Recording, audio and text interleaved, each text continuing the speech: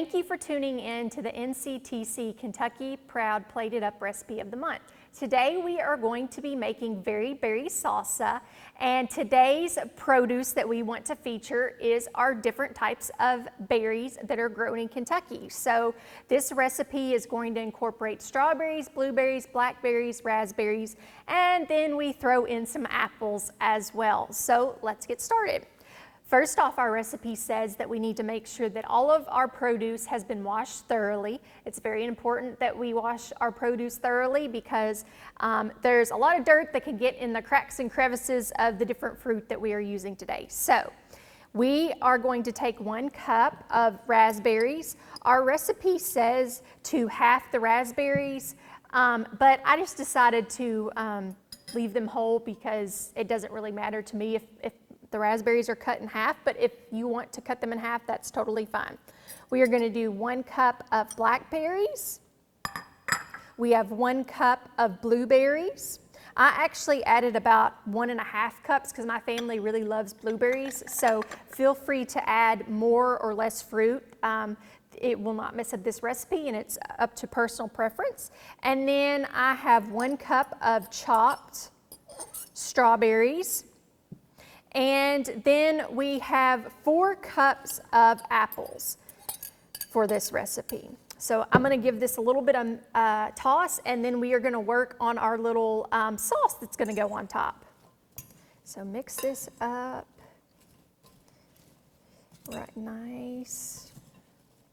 And it's really colorful if you notice this. This kind of reminds me of 4th of July. This would be a really good dish to make like for your red, white, and blue. So I have this mixed up, and now I'm going to work on our, I'm calling it a sauce. I don't really know if it's a sauce or dressing, but whatnot. So we have 1 tablespoon of strawberry preserves.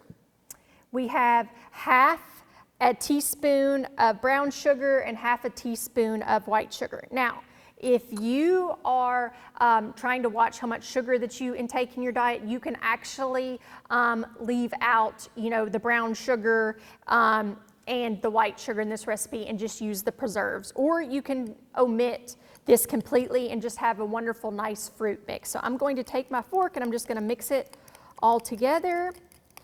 And once it gets mixed up, then I am going to place this on top of my fruit mixture, and this is kind of what makes this more of a salsa.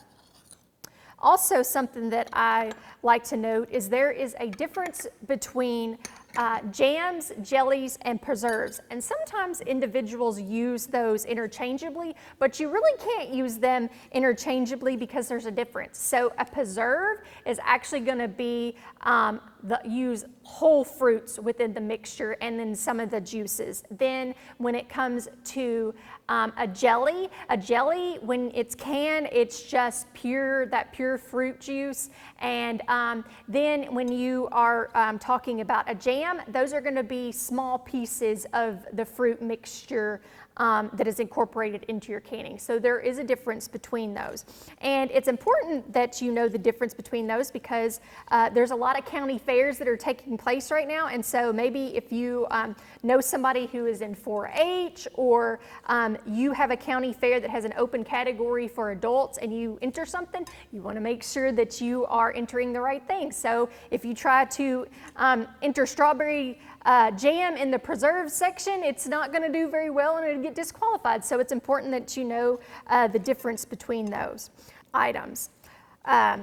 So now that I have everything mixed up, our recipe says that we need to put this in our refrigerator, and you want to let this chill for at least 30 minutes before serving. And this goes really well with toast or some pita chips. Pita chips make these really delicious ones that have some cinnamon sugar on there. So if you want a really sweet treat, this is a great option. Or if you were looking to take away some of the sugar, then you could just use a regular type of chip or just put it on your toast, and this will be a way to get some of those cravings this summer. This dish is also works really well if you have any frozen fruit that you need to get rid of from maybe last season. then feel free to use your different frozen produce that you have stored away, and it makes a really excellent dish for this recipe. If you would like to get this recipe, you can contact Barry at NCTC, or you can contact any local extension office, and we would be happy to get this recipe in your hands. And we are so thankful that you tuned in this month, and we can't wait to see you next month, and we're going to have a sweet treat for you ready for the 4th of July.